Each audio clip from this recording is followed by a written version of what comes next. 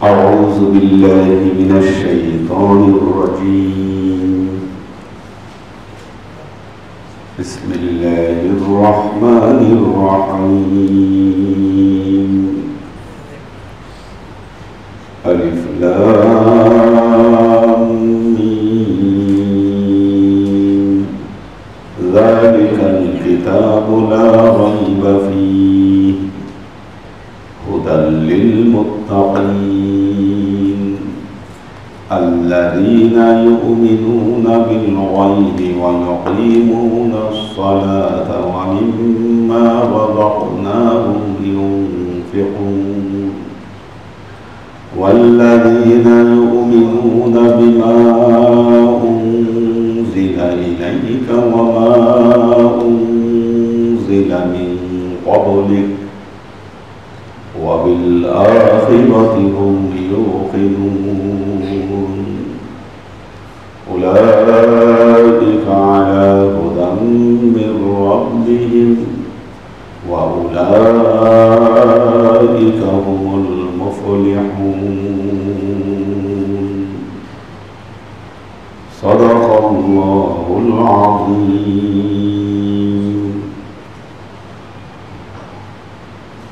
أعوذ بالله من الشيطان الرجيم. بسم الله الرحمن الرحيم.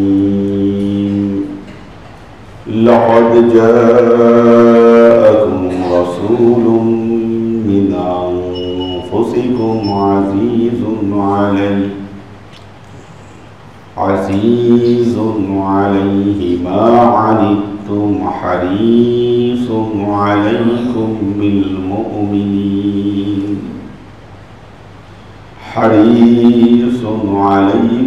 بالمؤمنين رؤوف رحيم. فإن تولوا فقل حسبي الله لا إله إلا هو عليه توكلت وهو رب العرش العظيم. ما كان محمد أبا أحد من رجالكم ولكن رسول الله وخاتم النبيين وكان الله بكل شيء عليما. إن الله وملائكته يصلون على النبي يا أيها الذين آمنوا صلوا عليه وسلموا تسليما.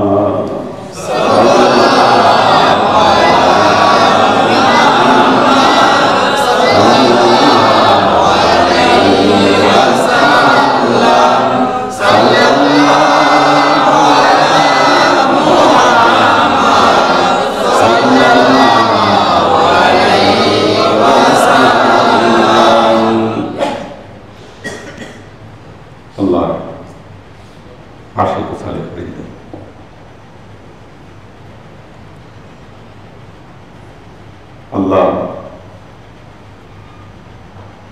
মানুষকে আশরাফুল মখলুকাত হিসেবে সৃষ্টি করেছেন। আশরাফুল মখলুকাত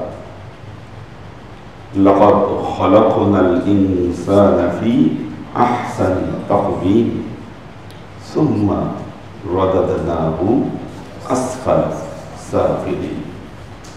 আমি মানুষকে সর্বোত্তম রূপ দিয়ে আমি সৃষ্টি করেছি, এরপর এ মানুষ তাকে সর্বনিম্ন পর্যায়ে নিয়ে যায়। সৃষ্টি জগতের মধ্যে মানুষই একমাত্র প্রাণী যে প্রাণী কথা বলতে পারে, প্রতিবাদ করতে জানে, ভাষা দিয়েছে আল্লাহ। ওয়া আল্লামাহুল বায়ান, আল্লাহ তাদেরকে মুখে কথা বলার শক্তি দিয়েছে। এবং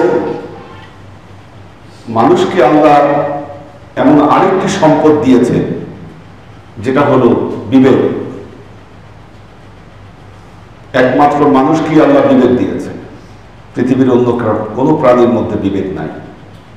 যখন এই মানুষের বিবেকের মৃত্যু হয়, ন্যায় অন্যায় ভালো মন্দ নির্ণয় করার শক্তি সে মানুষ হারিয়ে ফেলে।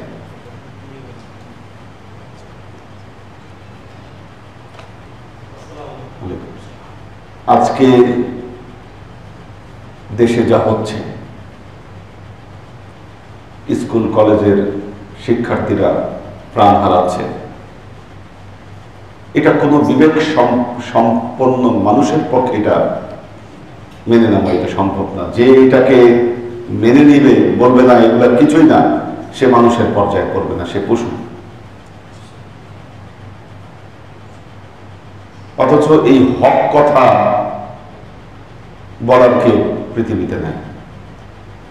আমাদের অবস্থা কোন জায়গায় পৌঁছেছে? সাদাকে সাদা বলা, কালোকে কালো বলা, এই শক্তিটুকু আমাদের ভেতর থেকে চলে গেছে। ন্যায় অন্যায়কে আমরা ডিফাইন করতে পারছি না, অন্যায় দেখলেও সেটাকে আমরা প্রতিবাদ করতে পারছি না। ঠিক একই ঘটনা ঘটেছিল, এই যে 10ই মুহররমের কথা আমরা বলছি, গতকাল 10ই মুহররম আমরা পার করলাম। এই বিষয়টাই ঠিক একই পরিস্থিতি আপনি চিন্তা করেন কারবালার ময়দানে 61 হিজরিতে। আল্লাহর নবীর আহলে বাইতের অন্যতম সদস্য, খেলাফতের অন্যতম দাবিদার ইমাম হুসাইনকে নির্বিচারে হত্যা করা হলো। পরিবার পরিজন সহ কেউ এর প্রতিবাদ করতে পারল না। কুফাবাসী যাদের দাওয়াতে দিয়েছিলেন ইমাম হুসাইন, তারা তাদের সাথে বিক্রয় করল। এজন্য ইমাম হুসাইন জিজ্ঞাসা করেছিলেন কারবালার ময়দানে, ওই ব্যক্তি কারা যারা আমাকে এখানে আসার জন্য চিঠি দিয়েছিল?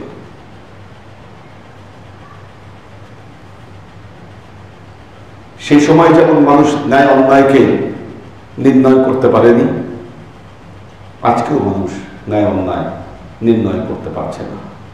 যে পরিস্থিতি ঘটছে এটা আমাদের কারোরই কাম্য না। আল্লাহ এই অবস্থা থেকে আমাদের সবাইকে হেফাজত করুন।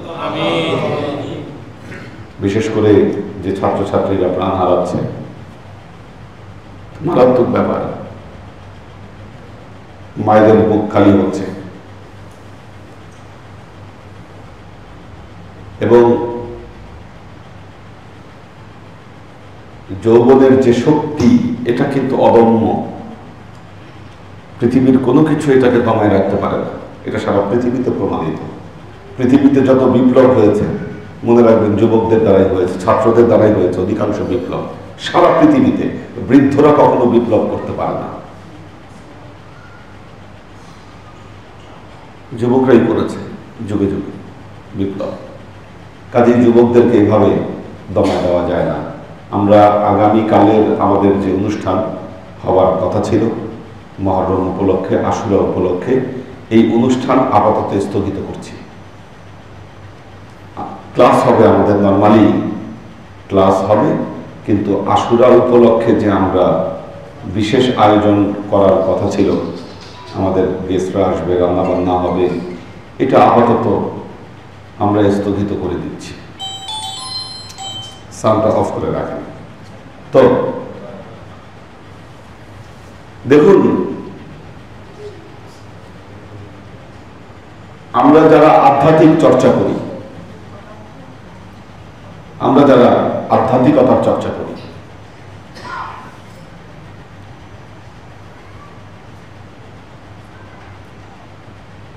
আপনার অন্তরে আল্লাহর নূর না আসা পর্যন্ত ইলমে মারিফতের অধিকারী আপনি হতে পারবেন না। অন্তরে নূর আসতে হবে।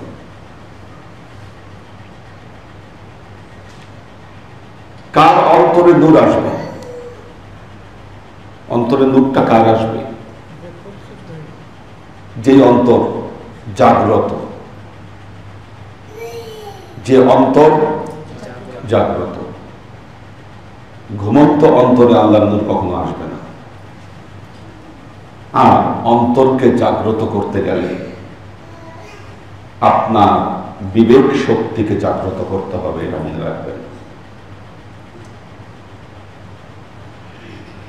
বিবেক শক্তিকে জাগ্রত করতে হবে। যেই দেশের আলেম ওলামা, আমরা যে আলেম শব্দটা বলি, আলেম শব্দের অর্থ তো জ্ঞানী। যেই দেশের জ্ঞানী ব্যক্তিগণ তাদের জ্ঞানকে বিক্রি করে দেন, জ্ঞানের শক্তি নিমজ্জিত হয়, স্বার্থের জন্য শুধুমাত্র জ্ঞানকে ব্যবহার করেন, ওই কওমের উন্নতি আল্লাহ কোনোদিন দেন না, এটা মনে রাখবেন। ওই কওম থেকে হেদায়েত, ওই কওম থেকে শক্তি, ওই কওম থেকে ঐশ্বর্য সবকিছু বিদায় নেয়।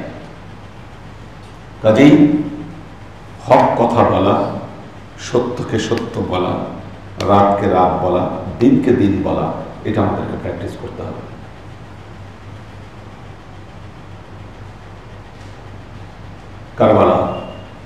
কারবালার আলোচনা আমাদের হচ্ছিল। ইমাম হুসাইন কারবালায় রওনা দিতেন না যদি না কুফা থেকে অসংখ্য মানুষ ইমাম হুসাইনের কাছে চিঠি না লিখতেন। একের পর এক চিঠি লিখতেছেন ইমাম হুসাইনের কাছে, আপনি কুফায় আসেন, আমরা আপনার হাতে বায়াত গ্রহণ করব। এইভাবে চিঠির সংখ্যা যখন ১,৫০০ চিঠি পৌঁছালো, ইমাম হুসাইন তার চাচাতো ভাই মুসলিম বিন আকিলকে কুফায় প্রেরণ করলেন। মুসলিম বিন আকিল কুফায় রওনা হলেন। মাঝখানে তিনি পথ হারিয়েছিলেন।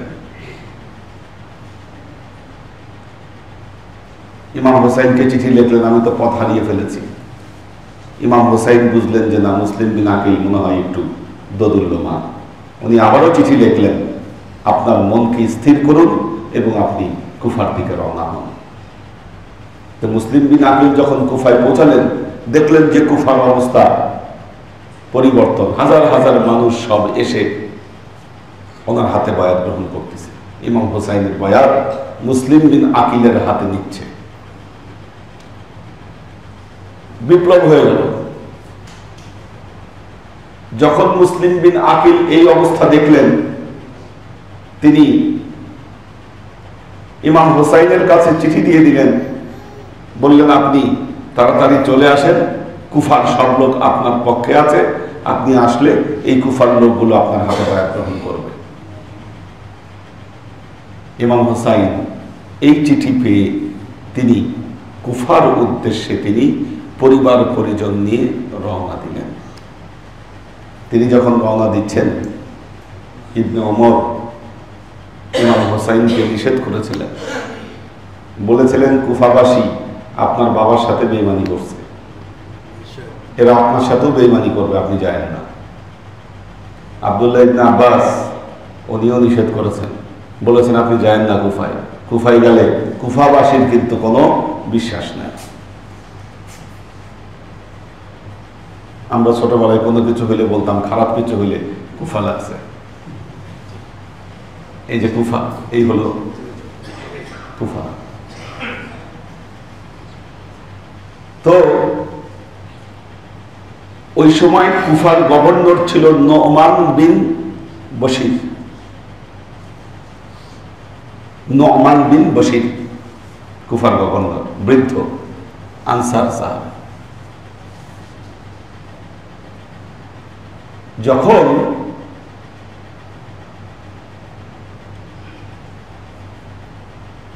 এই ঘটনা ঘটল, কুফার সব লোক ইমাম হুসাইনের হাতে বায়াত গ্রহণ করতে শুরু করলো। ইয়াজিদের কানে এই খবর পৌঁছাইল। ইয়াজিদ বুঝলো যে না, নোমান বিন বশিরকে দিয়ে কুফার বিদ্রোহ দমন করা যাবে না।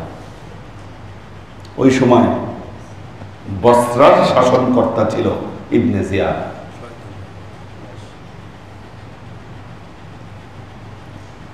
ইয়াজিদ ইবনে জিয়াদকে চিঠি লিখলো, আপনি তাড়াতাড়ি আপনি কুফায় যান, কুফায় গিয়ে আপনি কুফার গভর্নরশিপ গ্রহণ করেন, কুফার দায়িত্ব নেন, না নিলে কুফাকে কন্ট্রোল করা যাবে না। এই ইবনে জিয়াদ সে কি করলো, ইমাম হুসাইন যে মাথায় পাগড়িটা ব্যবহার করত, ওই যেটা ছবি দিয়েছিলাম আপনাদেরকে, এটা এখনো টপকাপি মিউজিয়ামে সংরক্ষিত আছে। ওই রকম একটা টুপি মাথায় দিয়ে মুখ ঢেকে উনি কুফার ভেতরে প্রবেশ করছে। কুফাবাসী মনে করছে ইমাম হুসাইন চলে আসছে, এরা তো সবাই তাকে স্বাগত জানাইতে শুরু করছে।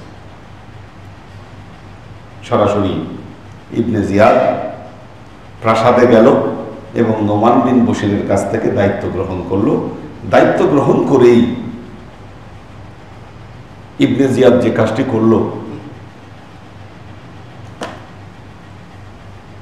ওই জায়গার যে স্থানীয় ব্যক্তি যারা আছে তাদেরকে কন্ট্রোল করার চেষ্টা করলো। এই কন্ট্রোল করার চেষ্টা করতে গিয়ে হানি, একজন ওরওয়াহ বিন হানি, উনি কুফার একজন খুব শক্তিশালী ব্যক্তি, ওনাকে ডেকে নিয়ে গেল প্রাসাদে।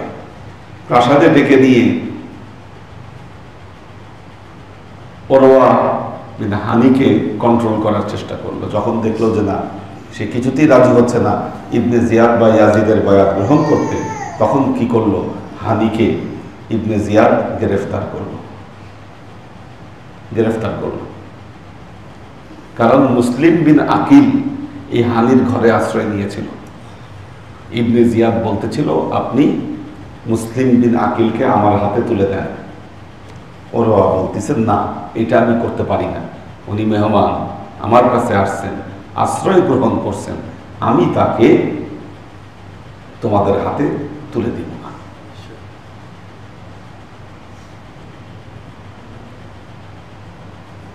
যখন এই সংবাদ আসলো, ইবনে জিয়াদ হানিকে বন্দী করছে। এখন মুসলিম বিন আকিল কি করলেন, ওনার ঘরেই তো ছিলেন, ওনার আবার সৈন্য সামন্ত ভালোই ছিল। কুফায় যারা মুসলিম বিন আকিলের হাতে বয়াত গ্রহণ করেছিল, প্রায় 15-20 হাজার লোক, মুসলিম বিন আকিল ওনাদেরকে নিয়ে রওনা দিলেন। বললেন, আমরা ইবনে জিয়াদের প্রাসাদ থেকে আমরা এই হানিকে মুক্ত করে নিয়ে আসব। রওনা দিয়েছিলেন প্রায় 20 হাজারের মতো লোক সাথে। প্রাসাদ থেকে যখন বের হয়েছে, 2000 পিস থেকে বাড়ছে। আর একটু সামনে গেছে বাজার পর্যন্ত, আরো 3000 পেছন থেকে বাড়ছে। আর একটু সামনে গেছে, আরো 5000 পেছন থেকে নাই হইতে হইতে যখন ইবনে জিয়াদের প্রাসাদে গিয়ে পৌঁছাইছেন, পিছনে তাকায় দেখেন কেউ নাই, খালি উনি একা। হ্যাঁ, গিয়ে দেখে কি, সে খালি মুসলিম বিন আকিল একা, আর কেউ নাই। মুসলিম বিন আকিল তো বুঝতে পারলেন কি হচ্ছে, উনি বললেন, ইন্না লিল্লাহি ওয়া ইন্না ইলাইহি রাজিউন। কিন্তু উনি আফসোস করতে থাকলেন যে আজকে কুফার অবস্থা পরিবর্তন হয়ে গেল, আমি তো ইমাম হুসাইনকে এখানে আসার জন্য আমি চিঠি দিয়ে ফেলেছি, কি হবে এখন? ইমাম হুসাইন তো রওনা দিয়ে দিছে, এখন যদি ইমাম হুসাইন আসে তাহলে তো পরিস্থিতি দেখবে ভিন্ন। যাক, মুসলিম বিন আকিল এক বৃদ্ধের ঘরে আশ্রয় নিলেন।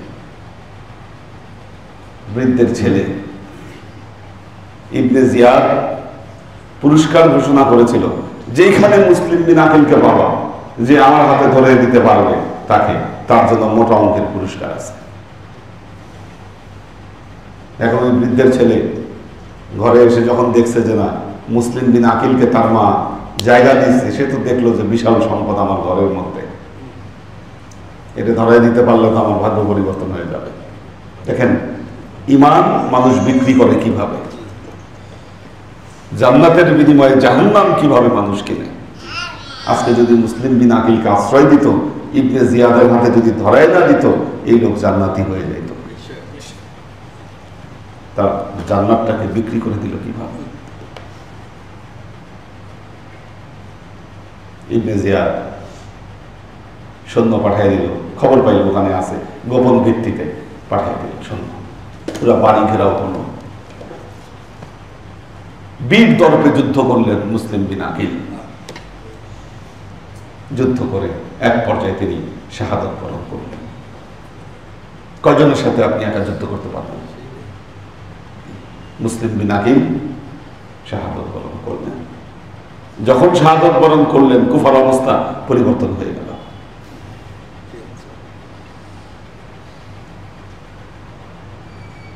এদিকে ইমাম হুসাইন আসতেছেন কারবালার দিকে।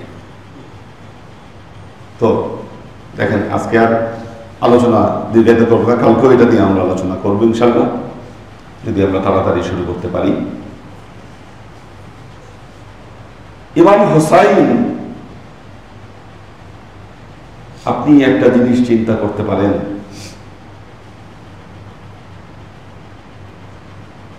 কিছু জিনিস বোঝার জন্য মানুষের স্পেশাল ব্রেইন দরকার হয়, সেন্স দরকার হয়।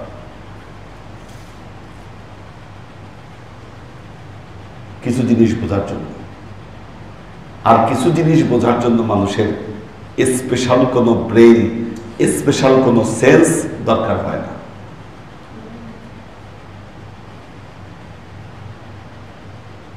মহান ইমাম ইমাম হুসাইন কার প্রতিনিধি? আল্লাহর নবীর প্রতিনিধি, মাওলা আলীর প্রতিনিধি, পাক পাঞ্জাতনের প্রতিনিধি ইমাম হুসাইন, আল্লাহর নবীর সরাসরি ব্লাড, যাদের ব্যাপারে কোরআনে বলা হয়েছে লা কুল লা আসআলুকুম আলাইহি আজরান ইল্লাল মাওয়াদ্দাতা ফিল কুরবা। কিচ্ছু চাই না তোমাদের কাছে, শুধুমাত্র আমার নিকট আত্মীয়ের সাথে তোমরা ভালো ব্যবহার করো। পবিত্র কোরআনে যাদের জন্য এরকম আয়াত নাযিল হলো, এদের সাথে করা এই অপরাধ, এটা যে জঘন্য ভয়াবহ অপরাধ ছিল, এই বিষয়টা বোঝার জন্য কারো স্পেশাল কোনো সেন্সের দরকার নাই। অথচ আমি যখন মাদ্রাসায় পড়েছি, আমাদের শিক্ষকরাই আমাদেরকে এইরকম পড়িয়েছেন, হ্যাঁ, ইতিহাসে যেগুলো ঘটে গেছে এগুলা নিয়ে বেশি মাথা ঘামানো যাবে না, এগুলা নিয়ে মাথা ঘামানো যাবে না, ওনাদের সমালোচনা করা যাবে না। যারা এই অপকর্ম ঘটিয়েছে, যারা এই অপকর্মের জন্য দায়ী, তাদের সমালোচনা করা যাবে না।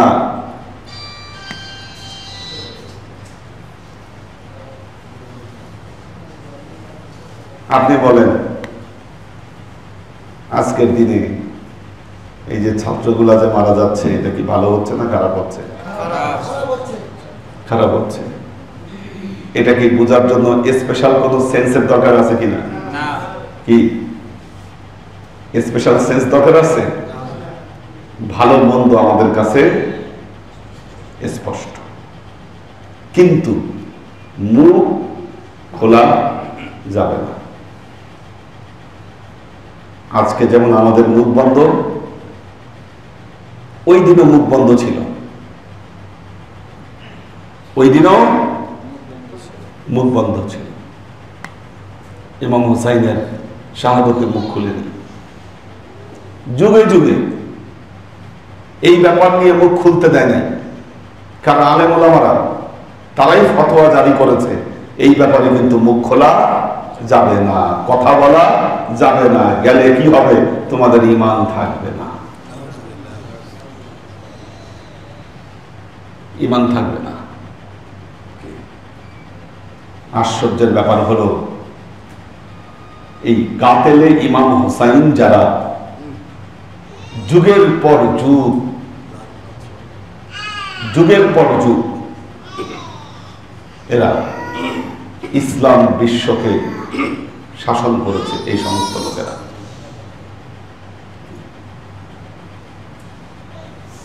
যুগের পর যুগ তারা শাসন করেছে। আলেম ওলামাকে পুষছে। আজকে এই যে যারা মুহররম আসলে মুখে তালা দিয়ে রাখে, মুহররম আসলে মুহররমের কিছু ফজিলত, বানোয়াট কেচ্ছা কাহিনী এগুলা বলেই মুহররমকে খতম করে দেয়, মুহররমের আর কোনো আলোচনা করে না। এগুলা হচ্ছে ওই যে ইয়াজিদ, এগুলোর উত্তরসূরি, মনে রাখবেন, কোনো সন্দেহ নাই এতে। আমি আপনাদেরকে বলবো, আপনারা ঠিক করেন এটাই, কাল কিয়ামতের ময়দানে আপনি কি হোসাইনের সাথে থাকতে চান? জান্নাতের সর্দার হোসাইনের সাথে থাকবেন, নাকি ইয়াজিদ আর তার জ্ঞাতি গোষ্ঠীর সাথে আপনি থাকবেন? এই সিম্পল জিনিসটা আমাদের আজকের যুগের কিছু আলেম ওলামারা এটা বুঝতে পারছে না। কেন বুঝতে পারছে না? এই যে টাকার জন্য। তখনও একই সমস্যা ছিল, তখনও একই সমস্যা ছিল, অর্থ। এটা ইসলামের গুরুত্বপূর্ণ টার্নিং পয়েন্ট হচ্ছে কারবালা, এটা মনে রাখবেন। কেন এ কথাটা বলি, মনে ঢুকায় রাখবেন। হুসাইনরা কখনো মারা যায় না, হুসাইন কখনো কতল হয় না, হুসাইনকে কখনো শেষ করে দেওয়া যায় না। তাহলে হুসাইন কেন মৃত্যুকে বেছে দিলেন? পৃথিবীতে একমাত্র মুনাফিকদেরকে চিহ্নিত করার জন্য। কতল করে হুসাইনকে শেষ করা যায় না, এটা ইমাম হুসাইন নিজেও জানতেন। আল্লাহর নবী ভবিষ্যৎবাণী করে গেছেন, মওলা আলী ভবিষ্যৎবাণী করে গেছেন, কারবালার মাটি উম্মে সালমার কাছে আল্লাহর নবী দিয়ে গেছেন, বলেছেন এই ঘটনা ঘটবে। ইমাম হুসাইনও জানতেন এই ঘটনা ঘটবে। উনি পিছপা হন নাই, এই ঘটনাকে রদ করারও চেষ্টা করেন নাই। কারণ ইসলামের এই যে কোষ্ঠী পাথর, ইমাম হুসাইনের শাহাদতের মাধ্যমে মুনাফিকরা এটা চিহ্নিত হয়ে গেছে। খাজা মঈনুদ্দিন চিশতি আজমিরে যখন আসলেন, আন্না সাগরের পানি বন্ধ করে দিয়েছিল, আন্না সাগরের পানি বন্ধ করে দিয়েছিল। ইমাম হুসাইন ওনার অজুর পাত্রের মধ্যে আন্না সাগরের সব পানি ঢুকায় দিলেন। আন্না সাগরের সব পানি ঢুকায় দিলেন। আজকে দূর থেকে মনে হয় খালি মদিন ভাই আসে না, ওনাকে রাত হলে ওনাকে পৌঁছে দিতে হবে। তো আন্না সাগরের পানি নিজের অজুর পাত্রের মধ্যে তিনি ভরে দিলেন। খাজা বাবা, এটা একটা বিশাল কারামতি। আচ্ছা আপনি বলেন, খাজা বাবা যদি এই কারামতি দেখাতে পারে, ইমাম হুসাইন কি কারবালার ময়দানে এই কারামতি দেখাইতে পারতেন না? পারতেন না? দেখান নাই ইমাম হুসাইন, দেখান নাই ইমাম হুসাইন। কারণ ওনাদের বাহ্যিক রূপ চাইথা ভেতরে ভেতরে জানতেন কারবালায় কি হতে যাচ্ছে, কারবালায় কি হতে যাচ্ছে। 10ই মুহররম রাতে জাইনাব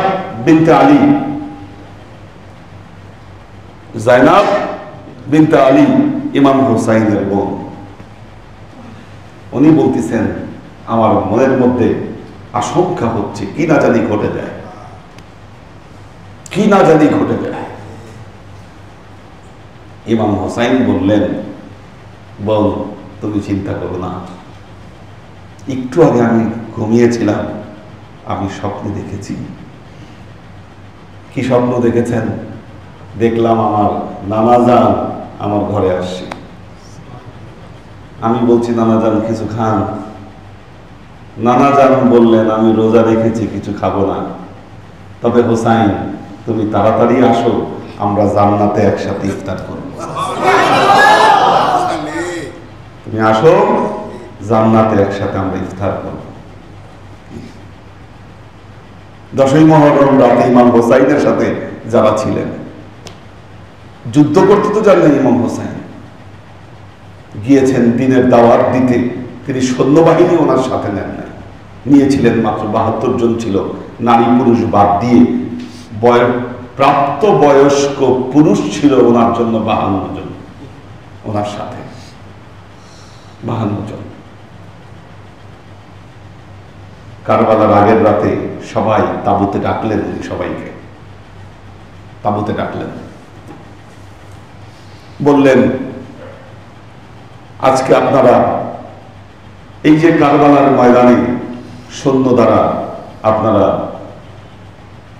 বন্দী হয়ে আছেন, এই কারবালার ময়দানে ফুরাত নদীর পানি পাচ্ছেন না, পিপাসায় কষ্ট পাচ্ছেন। আপনারা জানেন ইয়াজিদের সৈনিকদের যে অবস্থা, আগামীকাল কি হতে পারে এই ব্যাপারে নিশ্চিত কনফার্ম কি হতে যাচ্ছে। সুতরাং আমি আপনাদেরকে জানাতে চাই, আপনারা যারা এই অবস্থা থেকে মুক্তি পেতে চান, আমি আপনাদেরকে আজাদ করে দিলাম, স্বাধীন করে দিলাম, আপনারা আমার দল ত্যাগ করে চলে যেতে পারেন। আমার দল যদি ত্যাগ করেন তাহলে চলে যেতে আর কোনো সমস্যা হবে না। হয়তো আপনারা আমার মুখের দিকে তাকিয়ে এই কথা বলতে পারছেন না। ইমাম হোসাইন বললেন, আমি আমার ঘরের প্রদীপ নিভিয়ে দিলাম, ঘরের প্রদীপ আমি নিভিয়ে দিলাম, অন্ধকারে আপনারা যে যেভাবে পারেন আপনারা চলে যান। ইমাম হোসাইন প্রদীপ নিভায়ে দিলেন, উনি ঘরের মধ্যে অপেক্ষা করছেন। বেশ কিছুক্ষণ পর প্রদীপ জ্বালালেন। যে 52 জন ইমাম হুসাইনের ছিল তারা অটল দাঁড়ায় আছে, দাঁড়ায় আছে।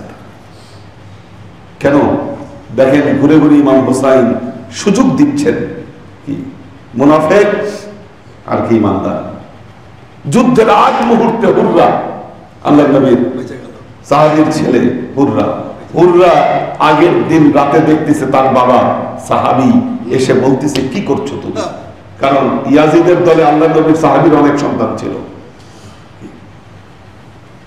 আনাস রাদিয়াল্লাহু তাআলা আনহুর ছেলে ছিল, হযরত সাদ বিন আবি ওয়াক্কাস রাদিয়াল্লাহু তাআলা আনহুর ছেলে ছিল, অনেক সাহাবীর ছেলে ছিল। হুররাও ছিল একজন সাহাবীর ছেলে।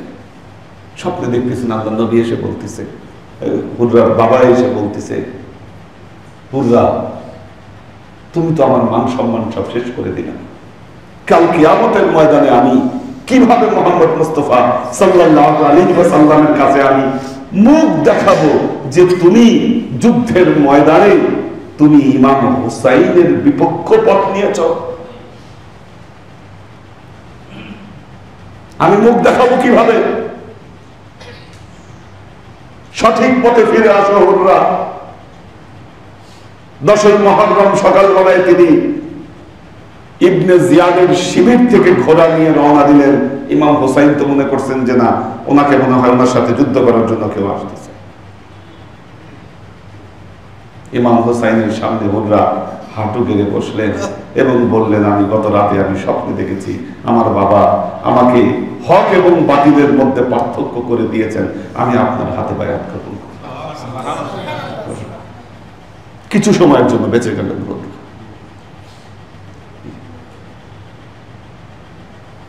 আজকে হুসাইনি ইসলামের কথা বললে আপনাকে শিয়া ইলজাম দেয়,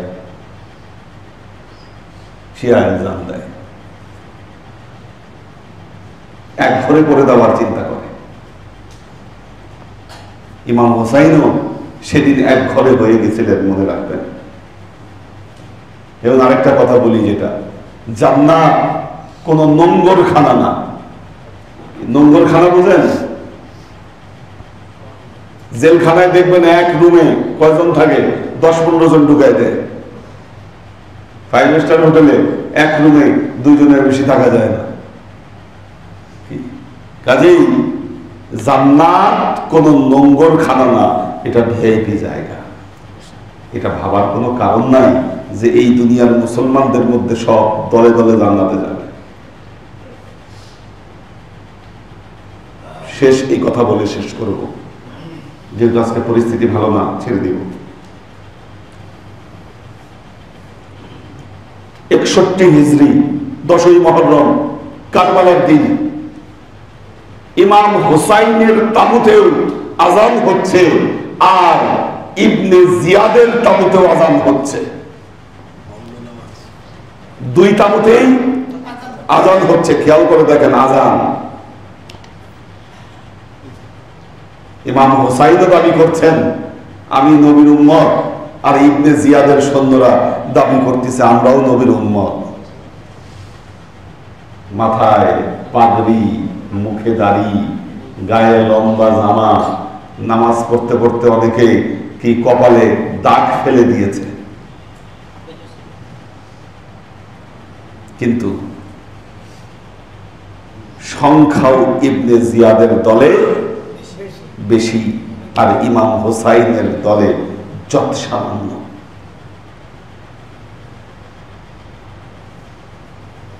আপনাদের কি কোনো সন্দেহ আছে ওই হাজার হাজার মানুষের দল তারা ছিল বিপদগামী, তারা ছিল ভ্রান্ত, তারা ছিল জাহান্নামী?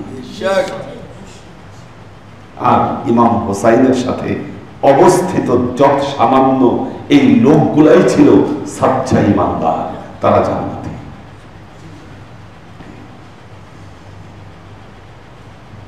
শিমার বলতেছে, শিমার ইবনে জুল জাওশান না, শিমার বলতেছে আরে তাড়াতাড়ি করো, সূর্য ডুবে যাচ্ছে, আসরের নামাজ তো কাজা হয়ে যাবে।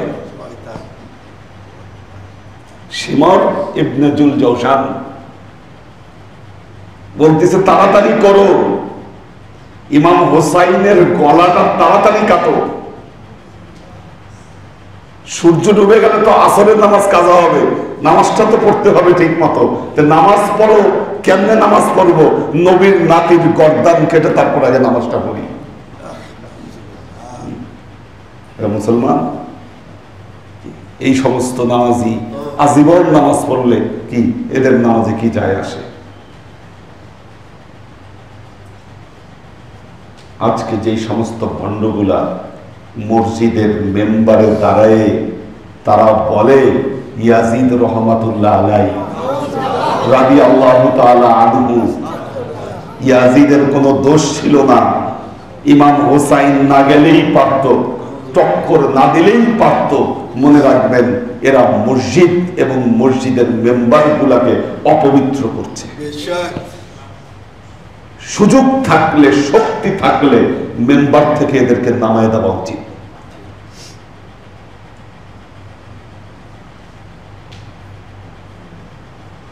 আল্লাহর আশিক ও সালেহবৃন্দ,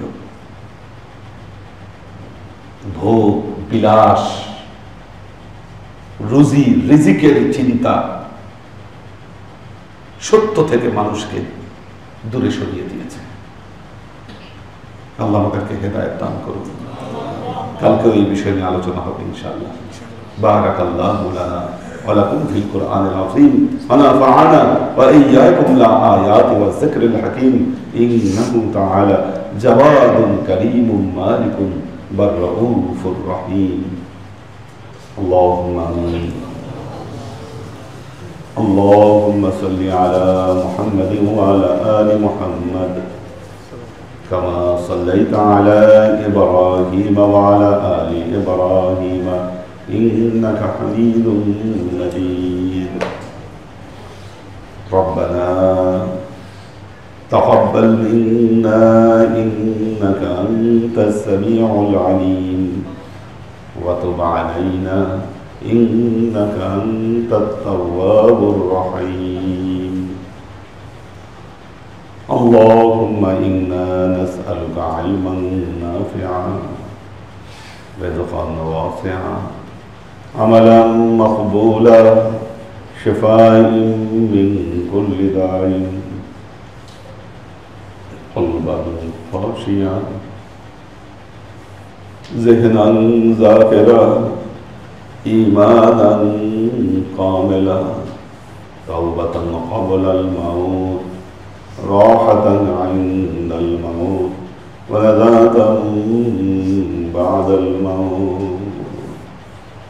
اللهم إنا نسألك رحمتك في كل درجة فلاح في كل أمر ونعوذ بك من الشرك والشك والنفاق والبدعة ومن كل وسوسة الشيطان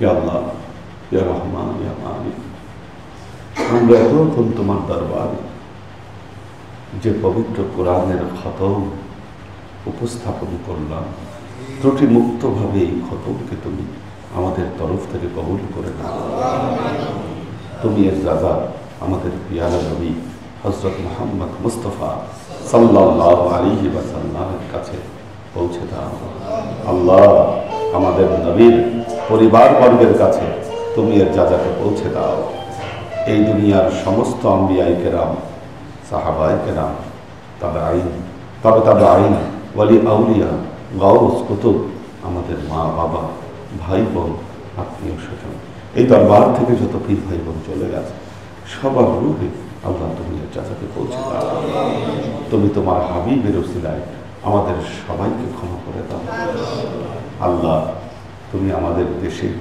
শান্তি দাও তুমি ন্যায় এবং আদালত প্রতিষ্ঠা করে দাও